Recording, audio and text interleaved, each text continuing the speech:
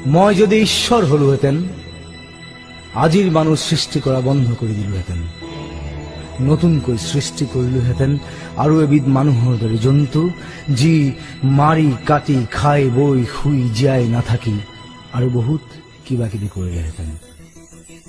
দিলোহেঁতেন এটা মস্তিষ্ক যাৰ কাম চিন্তা কৰা শুদ্ধভাৱে, যি মস্তিষ্কত দৌৰিব অনুভূতি, আবেগ, উচ্চাকাংক্ষা আৰু দূৰদৰ্শনৰ অনিৰ্বাণ অশ্বমেধ ঘোঁৰা,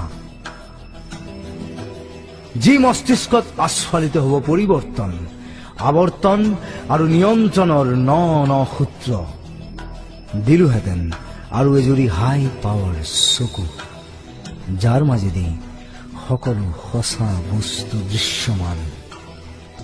দিলোহেঁতেন দুখন এক্সট্ৰা কাণ শুনিবলৈ সকলো অস্ফুট শব্দ, উশাহ নিশাহ, হুমুনিয়া, হতাশা আৰু সময়ৰ পদধ্বনি।